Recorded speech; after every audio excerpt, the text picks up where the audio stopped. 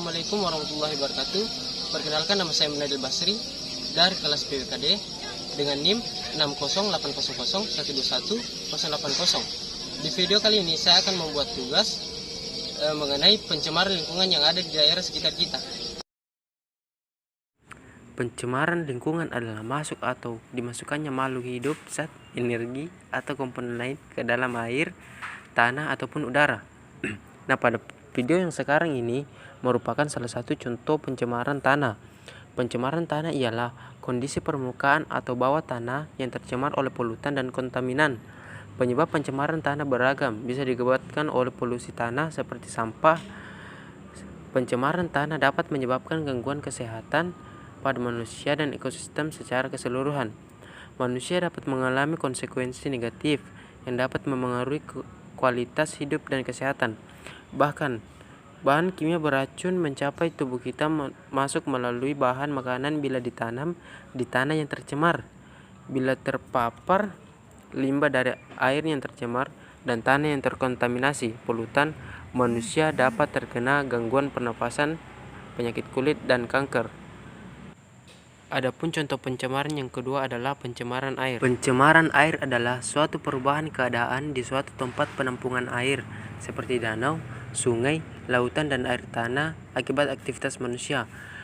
Pencemaran air adalah masuknya atau dimasukkannya makhluk hidup, zat, energi, dan atau komponen lain ke dalam air oleh kegiatan manusia sehingga kualitas dari air tersebut turun hingga batas tertentu yang menyebabkan air tidak berguna lagi sesuai dengan peruntukannya. Penyebab pencemaran air dapat dibagi menjadi dua, yaitu sumber kontaminan langsung dan tidak langsung. Sumber langsung meliputi efluen yang keluar dari industri TPA, sampah rumah tangga, dan sebagainya. Sumber tak langsung adalah kontaminan yang memasuki badan air dari air tanah, atau atmosfer berupa hujan.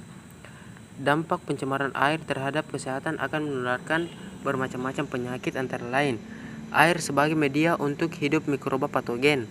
Air menjadi serang dan menyebarkan penyakit. Jumlah air yang tersedia tidak cukup sehingga manusia yang bersangkutan tak dapat membersihkan diri. Air sebagai media hidup vektor penyakit.